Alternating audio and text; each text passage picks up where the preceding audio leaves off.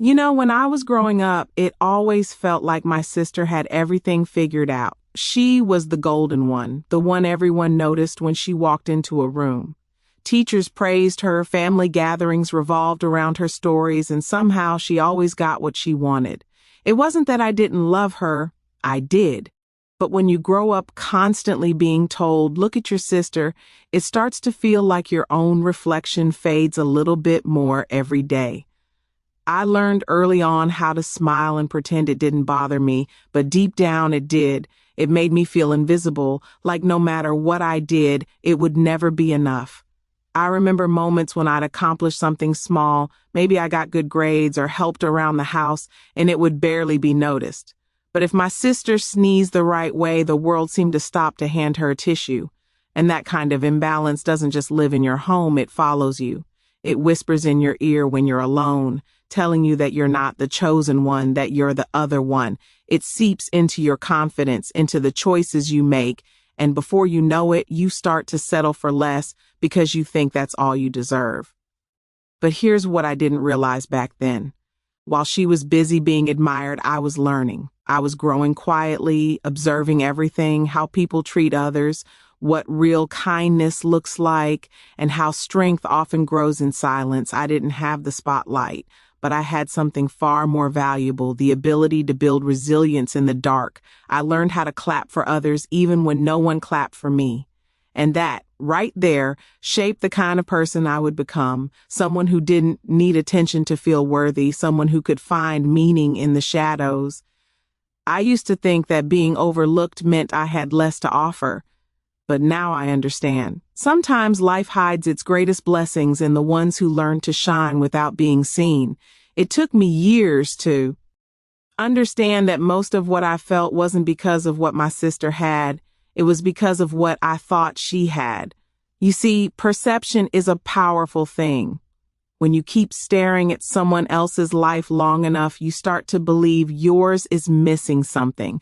I built this whole story in my head that she was happy because she had more, because she was loved more, because life just worked out for her. But the truth is, I never really knew what she was dealing with behind those smiles. I was too busy comparing her highlight reel to my behind the scenes. We do that, don't we? We compare, we measure, we weigh our worth against someone else's wins, and then we start living in this illusion that happiness is something other people are given, not something we create for ourselves. The problem with comparison is that it blinds you. It keeps you chasing someone else's version of enough. You start believing you're behind in a race that was never meant to be run by anyone but you. I remember sitting in my room one night scrolling through old family photos. Every picture told the same story. She was smiling in the front, and I was somewhere in the corner, half visible, half forgotten. And it hit me. Maybe the reason I always felt small wasn't because I was invisible, but because I kept choosing to stand in the corner. That realization stung. But it also woke something up in me. I realized that perception is not reality. It's a choice. The way we see ourselves shapes everything, our confidence, our opportunities, even the way others respond to us. When I began to shift that lens, when I stopped looking at what I didn't have and started appreciating what I did, things began to change. The world didn't suddenly hand me blessings. I just started noticing the ones that were already there. I started showing up differently, speaking differently, believing differently, and that's when life started responding. Because the truth is, we don't see life as it is. We see it as. The day I found out about the $500,000, everything around me seemed to freeze. I remember holding that letter, reading the words over and over again, thinking it had to be a mistake. $500,000, me? It felt unreal, like life had decided to play a strange joke after all those years of feeling like the one who always got less. My first reaction wasn't excitement, it was disbelief, then guilt. Because for so long, I told myself that my sister was the lucky one, the chosen one, and suddenly here I was standing in a moment that didn't fit the story I'd been telling all my life.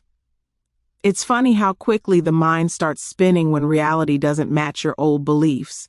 I caught myself wondering why, of all people, I was the one to receive it. Was it fate? Was it payback for all those years I'd stayed quiet watching her shine? Or was it just life's way of reminding me that nothing is ever as one-sided as it seems?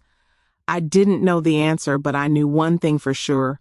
That moment cracked something open inside me. It made me realize how deeply I had tied my worth to comparison, how much I'd measured my value against someone else's shadow. I didn't feel rich that day, not in the way people imagine when they hear that kind of number. What I felt was humbled. It was as if the universe was whispering, "See, you were never behind. You were never forgotten. You just needed to stop looking in the wrong direction." That letter didn't just hold money, it held a message, a reminder that sometimes what we think we lack has been waiting for us all along, quietly, patiently, until we're ready to see it. I realized that the real shock wasn't the amount. It was the awareness that I'd spent years believing I was poor in ways I never was. That discovery didn't make me feel powerful, it made me grateful, because in that moment I understood that life doesn't always give its gifts loudly. Sometimes it gives them quietly and waits for us to notice after. The shock settled, I started to ask myself a question I'd never really considered before. What does it actually mean to be rich? For so long, I thought it was about things you could touch, houses, cars, nice clothes, and fancy dinners. That's what I saw growing up. My sister always seemed to have more of those things, so I convinced myself that meant she was richer, more successful, more complete. But standing there, holding proof that I had something she didn't, I felt no sense of triumph. There was no rush of victory, no feeling of I finally won. It was just quiet. And in that quiet, I started to see wealth differently. I realized that being rich isn't about what sits in your bank account, it's about what lives in your heart. Because what good is money if you're empty inside? What good is success if you're constantly comparing it to someone else's? The truth is, many people have everything money can buy but are bankrupt when it comes to peace, love, and gratitude. I didn't want to live like that. I'd spent too many years chasing validation, thinking it would make me feel full. But the moment I stopped chasing and started appreciating, I realized how much I already had. That $500,000 didn't make me wealthy. It simply revealed the wealth that was already there, the lessons learned in struggle, the strength built in silence, the empathy that comes from being overlooked, and the ability to find light when no one else sees it. Those were the treasures I'd been carrying all along, but I was too focused on what I didn't have to notice.